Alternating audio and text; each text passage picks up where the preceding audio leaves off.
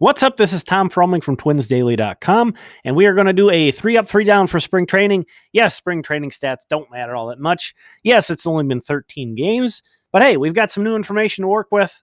Let's take a look. So up number 1 is going to be the starting pitching so far, and specifically the quartet of Kenta Maeda, Jose Brios, Matt Shoemaker, and Randy Dobnak.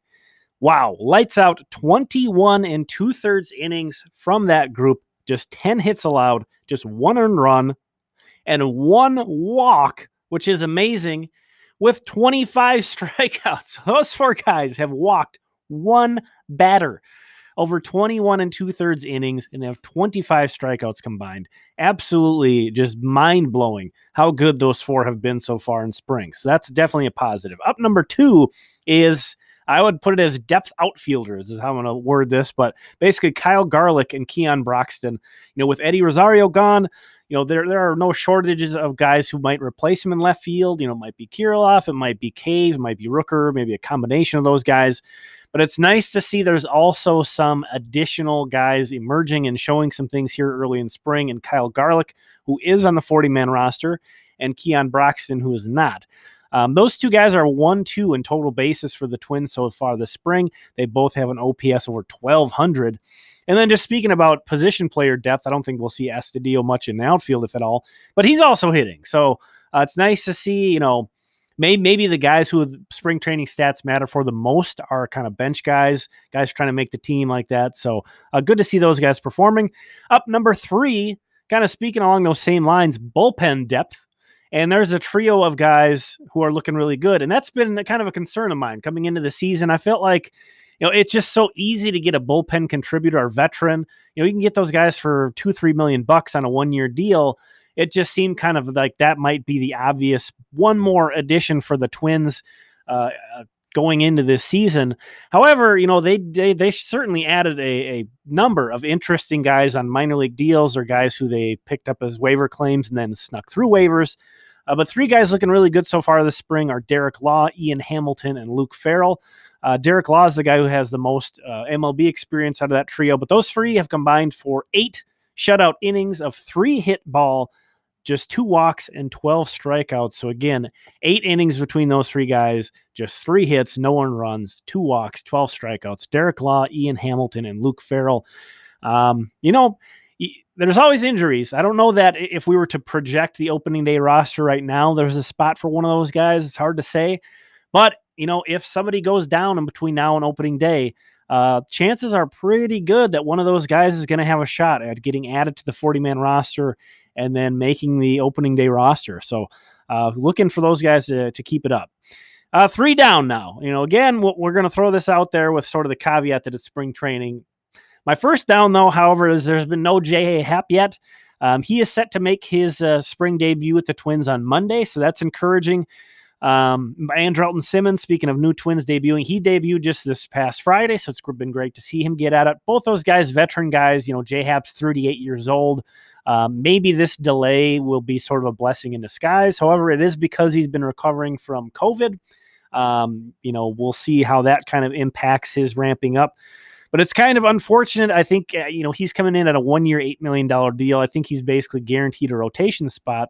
So it's kind of a bummer that, he's coming in maybe slow. We'll see how he looks on Monday. And then Dobnak's just been like a world beater, and he's the guy on the outside looking in right now. So we'll see. Hopefully Happ pitches really well, because it's gonna be kind of a tough pill to swallow if Happ comes in late, doesn't really look great, and Dobnak just smokes everybody. And then you come to opening day and it's like, well, Dobnak's the guy on the outside looking in. So again, J Happ's pitching on Monday, so it's only a down for now that he hasn't pitched yet. So that one's going to get remedied pretty quickly. The other 2, we'll see. Down number 2. The bats have been really cold as a whole. The Twins have a 664 OPS as a team so far in spring training. That is 27th in MLB. So one of the worst hitting teams in baseball so far this spring. Again, incredibly early. But their on-base percentage is under 300. It's a 298 OBP. That ranks 29th in the league. Max Kepler, Miguel Sano, and Alex Kirilloff are all batting below 160 with sub 600 OPSs. So, Kirilloff hit that incredible, center field home run the other day, which is a great highlight, but he's been struggling outside of that, along with Sano and Kepler. We'll see if they can kind of get it going. And then down number 3 is kind of along those same lines, looking at team stats. Well, overall, the pitching staff hasn't really been performing all that well either. The Twins as a staff have a 5.69 ERA that is 25th in baseball. So, one of the worst teams in OPS, one of the worst teams in ERA. They have a 1.51 whip as a team, which is 21st in baseball. Now, you might be saying, well, Tom, wait a minute. We were just talking about 4 starting pitchers that were amazing, and then 3 relievers that have been amazing. What the heck's going on here? Well, this is a lot of this is on 2 pitchers, and that's Glenn Sparkman, who was the guy who they signed on a minor league deal. He's given up 7 earned runs in just 2 innings pitched. Ugh. And then Tyler Duffy, unfortunately. Tyler Duffy, that is a guy they're obviously going to be depending on. 6 earned runs in 3 2/3 innings so far, and his velocity's been diminished. I'm kind of telling myself so far that, aside from last year, Duffy's usually had pretty poor springs and, been a pretty good contributor the past few years. I believe last year he had a nice spring before the shutdown. That was obviously such a small sample, but I think in 2019 he had a pretty poor spring and then had a great year.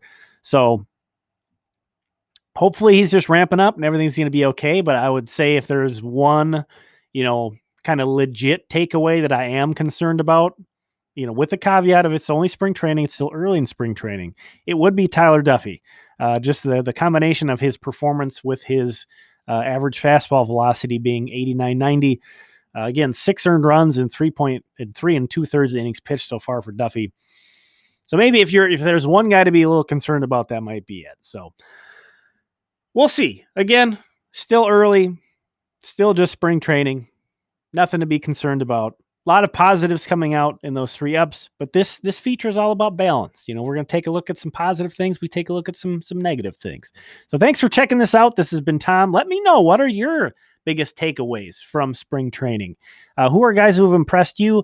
And, about the same time this video is publishing, I'm going to publish an update to the Sire of Fort Myers. If you have no idea what that is, go check out twinsdaily.com. I'll put a link down in the description as well to that article. Basically, it's like, I don't know if you're a Vikings fan, Mr. Mankato, back when they did training camp in Mankato, they would, the media, football media would kind of highlight a Vikings player who was, a breakout star of camp. That's basically what Sire of Fort Myers is for the Twins. Just sort of a fun storyline to follow during spring when there is so much that, you take with a grain of salt during spring. Here's something fun that we can focus on and have fun over analyzing the numbers, because it's been a while. It's tough. It's tough to combat that, knowing that spring stats don't always really come to fruition at all. But just being so excited that baseball's back. We have numbers to look at.